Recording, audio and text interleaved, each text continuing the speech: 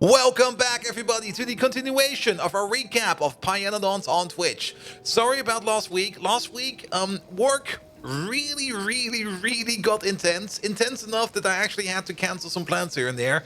And intense enough that my backlog just completely ran out. And, well, that's what you get if you do work and Twitch and YouTube on the side. At some point in time, all of it just comes together, and you sit there and go like, I need to put a hold on something for a while. And sadly, since YouTube is not really the big money bringer and Twitch is not really the big money bringer, but my work is, well, I kind of had to slow down on one part. But this week, I do hope that for this week we have reduced the schedule a little bit, and I do hope that we can get videos out more consistent that way. That's usually the best way to do it. If you're having trouble getting something out over time, then just do less of it, because less is more and more is more good. Good. Nevertheless, welcome back, everybody. We are going to keep on going where we left off, and something amazing happened today on stream. Well, actually not on stream, just before stream. It took us about 1,000 cycles in the reproductive complex over there. 1,000 cycles is over there. And we finally made 2 Mark II rocks over here, and we've set up a very simple machine over here that just takes the rocks. I should probably put some lamps over here to highlight things over here. We love doing that. We love highlighting with lamps. There we go. Now we can see this a little bit more better, a little bit more in color and not in noir black and white. There we go, because these creatures over here, they are very lovely to look at. But yes, we have a whole bunch of rocks Mark II. You only need 2. Well, you should only need 2 to get the cycle going. But we put into rocks Mark II over here, and there's a 99% chance that we get 2 of them back. We also get 4 to 7 rock cocoons Mark II. Then we take the cocoons Mark II, and we add another rock, and we definitely get 1 rock back. And we very probably get another rock. The first time you do this recipe, there is, of course, a chance that you don't get anything back, and you just sit there and go like, fuck. To be perfectly honest, just reload the save if that happens to you. I mean, I think this is fine to save scum over here. Nevertheless, we got everything up and running over here, and we only have like 50 of these magnificent buggers just sitting over here. I'm actually going to pick them all up over here. There we go. We got 50 of them now. So we take you out, and we take you out, and then we replace you with you. More like that. Can we get these back, please? Yeah, put those in there. There we go. Yeah, that's, of course, the annoying part. If you have rocks that are part of the recipe and that are part of the module, you can't really control-click them in there, which is a bit annoying. Here we go. But now, this machine over here is running at 0.72 crafting speed, as opposed to these over there, which are running at 0.5. Well, I guess it's a bit. Rocks don't really seem to be going that fast at the beginning, but so be it. You do need... Yeah, I'm just going to put the rest in there. Keep them over there. We do need some more eggs, but this thing over here is now going 50% faster, and 50% is 50%. Good, we don't need this reproductive complex for a while, but at some point in time when we go to the Mark IIIs, but the Mark IIIs are still miles away. Before we get to the Mark IIIs, we get to the Mark II building of the rock paddock. Good. So, what else do we do? Well, we are consistently out of stone, especially out of stone brick, even though it's now backed up because reasons. Yes, that's Pyanodons. Like, at one moment you're out of something, then you fix it, you come back, and suddenly you're completely backed up on it. But nevertheless, we spent some effort and some time, and we thought to ourselves, you know what? We're gonna spend a whole bunch of effort to make like 0.5 stone per second over here in this magnificent machine. It costs us about 150 megawatts. No, it's not 150, it's 100 megawatts. Well, also no, we counted up to 10 megawatts. It's 10 megawatts. It costs us 10 megawatts over here to make 0.5 stone per second. Yeah, it was probably not one of our best ideas we had, but, well, we're making 0.5 stone per second out of nothing, which I think is something. What are we doing over here? Well, we're taking in soil. Soil you just can get from a soil extractor and just add water. Then we take the soil and we turn that into sand, coarse fraction, limestone, and biomass.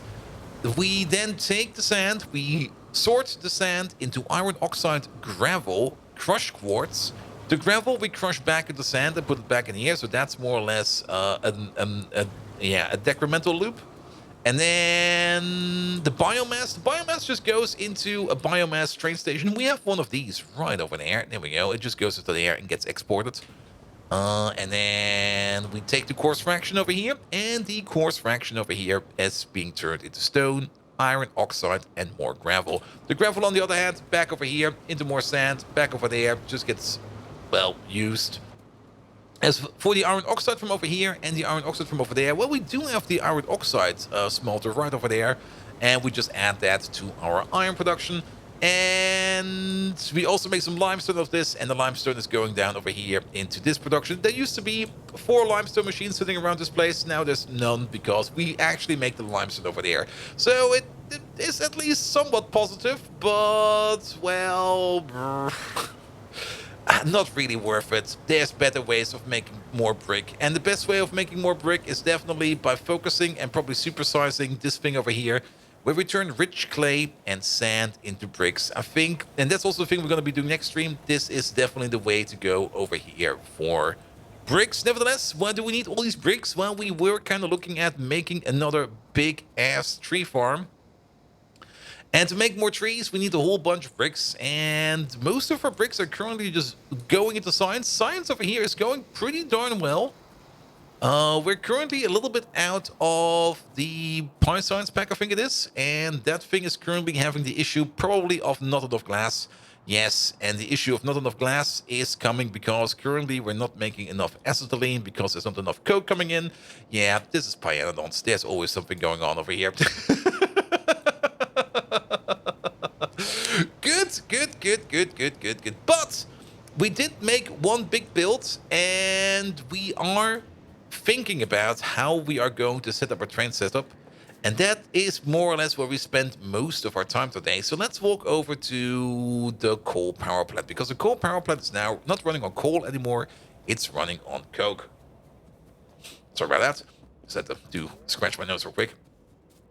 And we did add quite a bit more molten salt to the system over here, so that now molten salt over here, hot molten salt, is now backed up in the input pipe of the heat exchangers, which means that these over here should be running all the time. This one over here is not running, mostly because the biomass power plant, and I'm not quite sure if we have shown this off yet, but we did make a biomass power plant to take care of all of the animal products that we're making. We did supersize these compost plants over here a bit, and we did need to do that because, well, we are still making quite a bit of stuff over here, which we probably still need to compost even faster.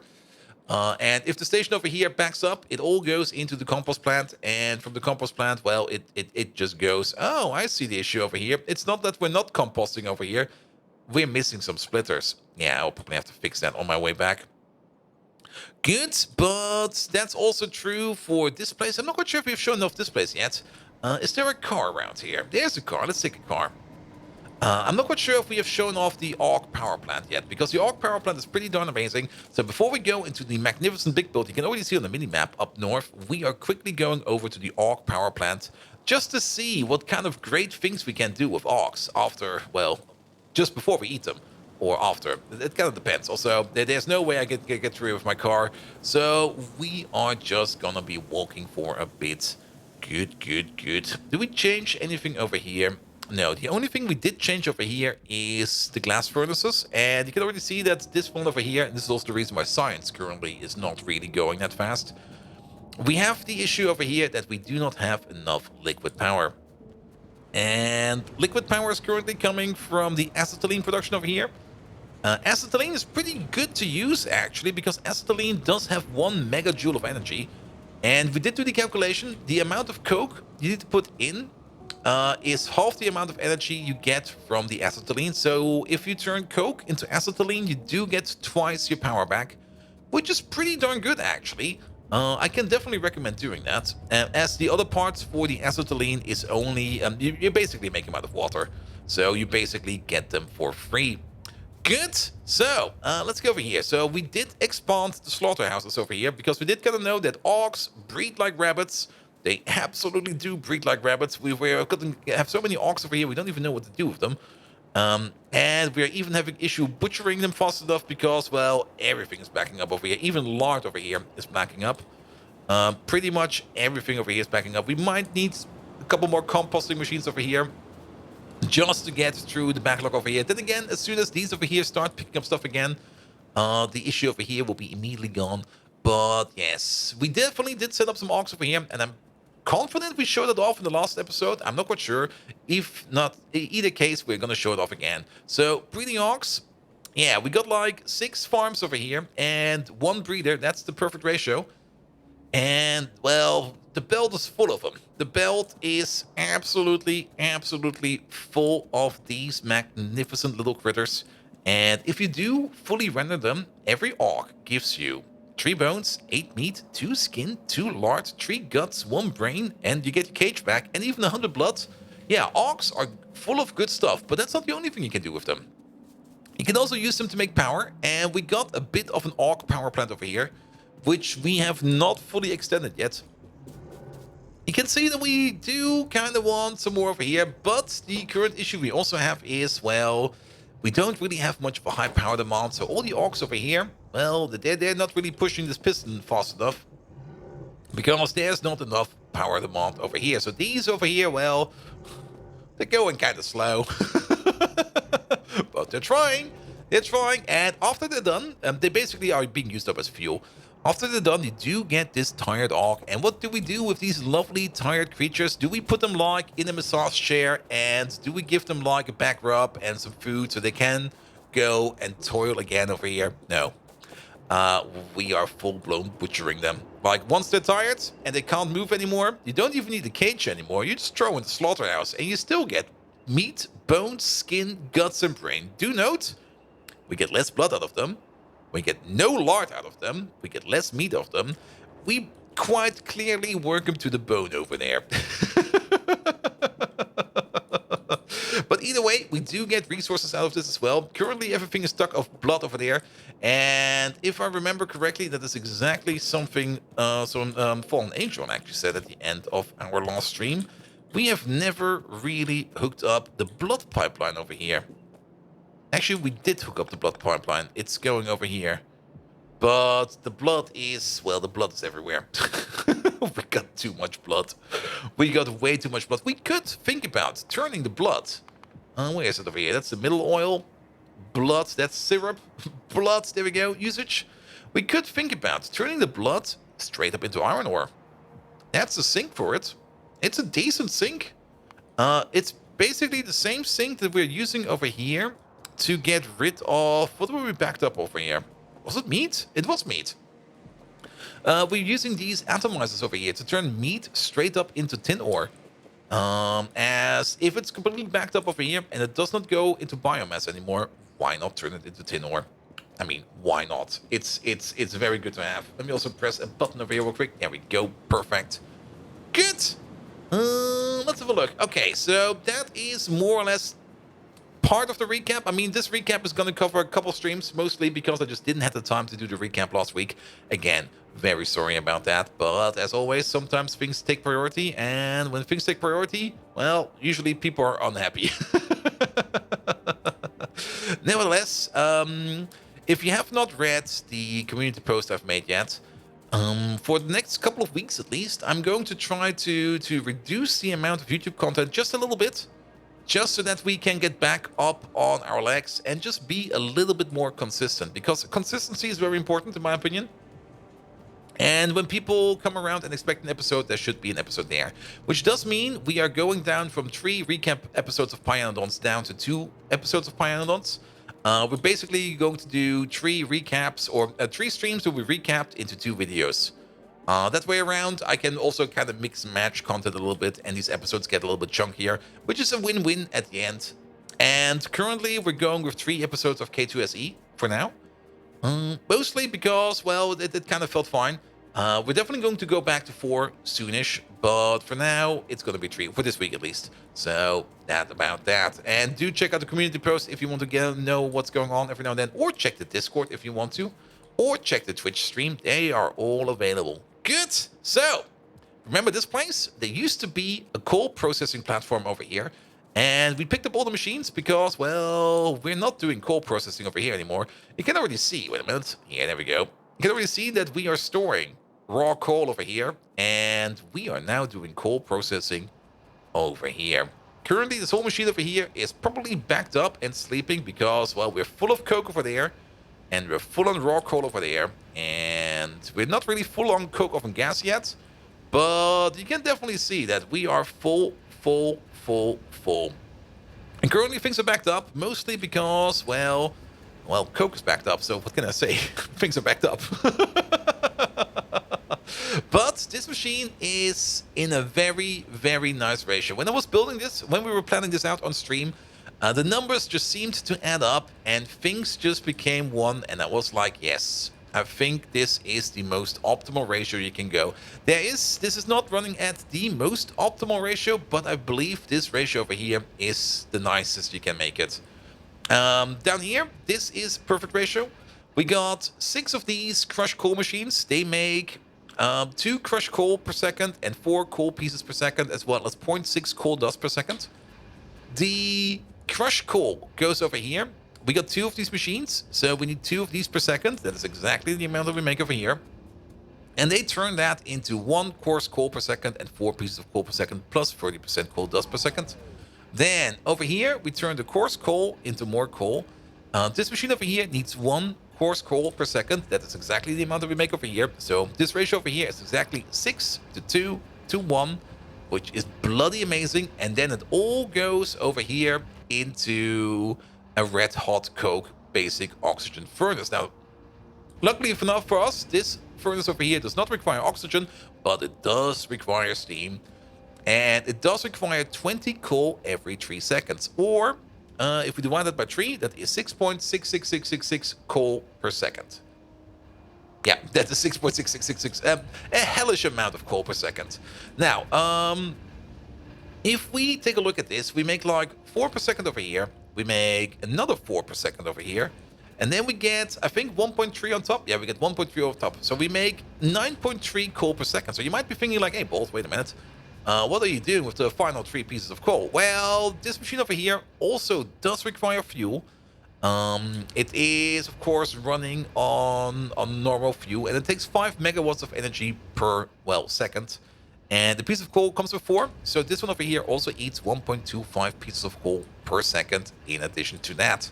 So not only do we need 6.6666 over here, we need then 7.6, we need about 8 pieces of coal per second to run this whole thing over here.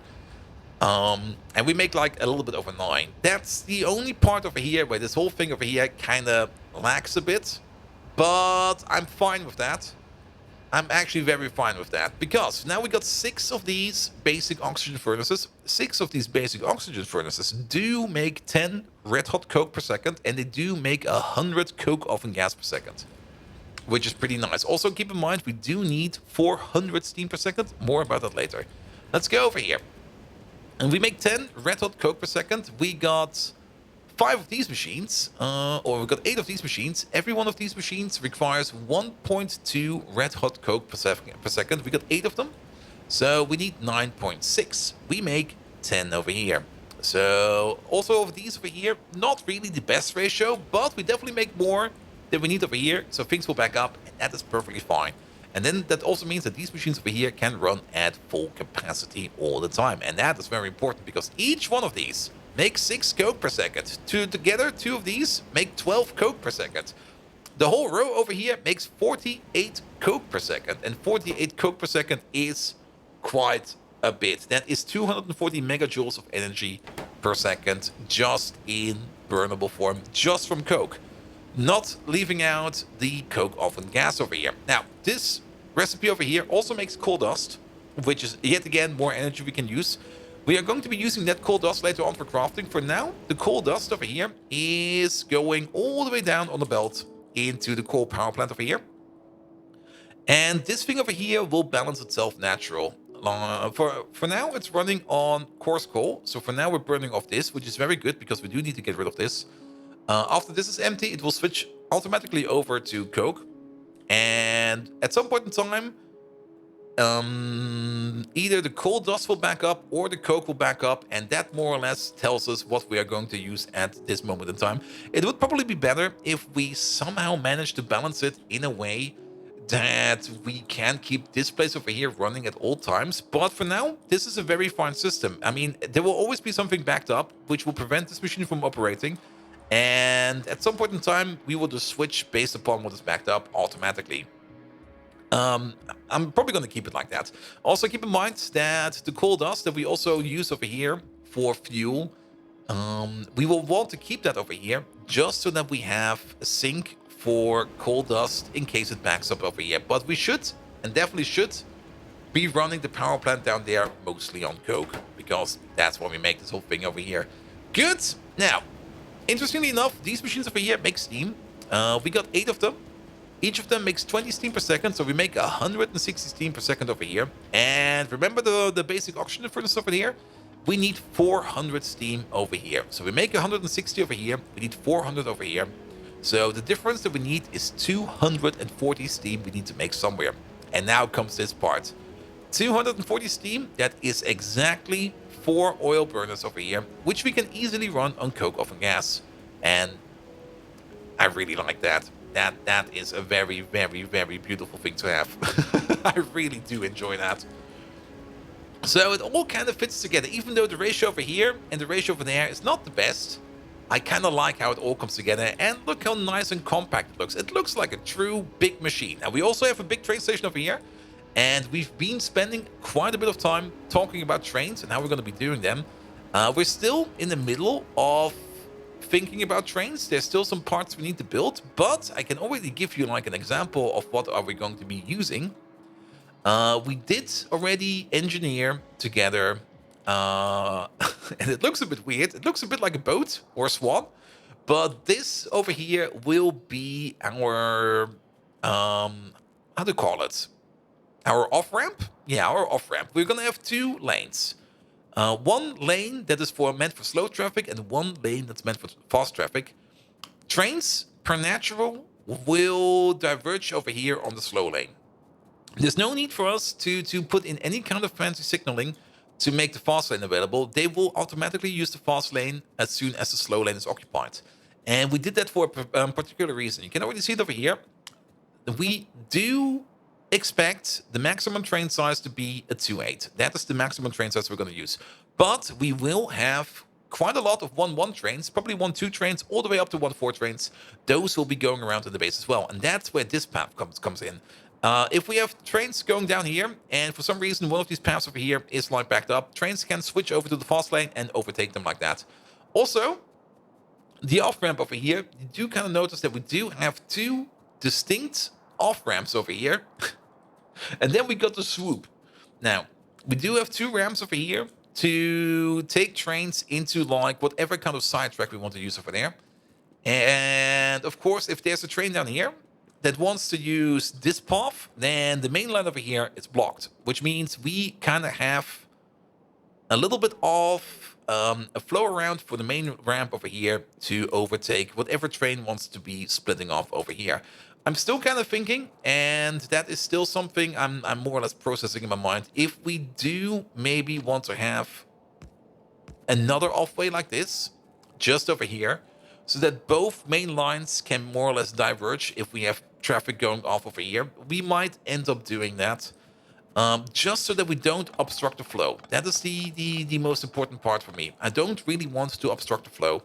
I want to keep the mainline system flowing at all times. That's the most important part about the train system we're going to be building. I don't really want to see trains backing up or slowing down for whatever reason. I want the main line to be speedy. The main line should be a main line and it should never ever stop. As for trains coming in, we more or less have the same thing in reverse, even with the swoop again.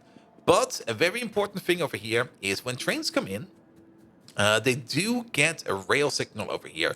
Trains on the main line get a rail chain signal, which will mean that if a train is already like barreling down over here, they will reserve the slot over there, which means main trains or mainline trains will get priority over trains over here sitting around trying to merge in.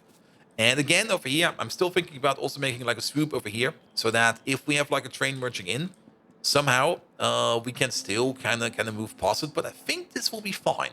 Now, of course, these 2 over here are a little bit close together. They should be more or less more apart, but these are just example building blocks of what kind of train system we're going to be building soon. And I don't think we need more than 2 lines. I think 2 lines is more than enough. I was actually thinking about 3 lines at some point in time, but it will just make things way more complicated. And this is more or less like the third iteration of me thinking in junctions. It's like it started all out with the vanilla base, the what's it called again? The SPM base, the big science per minute base, where we already had to think about trains. There we tried to do a lot with signal wires, but that was, well, not very effective. The K2SE is running better with the experiences of the science per minute base. And this over here, I think this might be good. Now, of course, we still have to make something where trains can turn around and go back on themselves. We're not going to make four-way junctions. Four-way junctions, I think, are going to be horrible because they are always like big traffic points. Unless, of course, you make the four-way junction so big that it is no longer a four-way junction, but four three-way junctions. But that is going to be... There will be a whole episode of the train network at some point in time, as soon as we're done thinking. At the moment, things are still more or less being made. Good, but that was it for today. Which means on tomorrow's stream, which will be today for you, if you're seeing this live on YouTube, we are going to be working on the train system a little bit more, and especially working on stone, because, well, we got a bit of a stone issue. Of course, if I look over here, we don't have a stone issue because, well, that's how things go. And I see also why stone is backing up, because science is backing up, because this science over here is not coming down fast enough. Perfect. Current science target, there's only one target in here, and it's a very important one, especially if you want to make a big train system. Cliff explosives, but it is still kind of deep down here. Very deep down here, but we're gonna get it. We are going to get it. Perfect, that will be it for today. If you do like what you see, please do leave a like, a follow, a comment, a subscription. Every one of those actions does help me out in growing this channel to something bloody amazing. Nevertheless, also follow me on twitch.tv/botviking, where you can find even more Factorio content. Currently, we're also playing Darkest Dungeon over there, and there's definitely more games to come because, well, there's so many games out there we need to play, but also only so much time in a week. Nevertheless, thanks so much for today. Have an amazing evening, and until next time, see you around! Also, don't forget to click like and subscribe. It really, really helps out.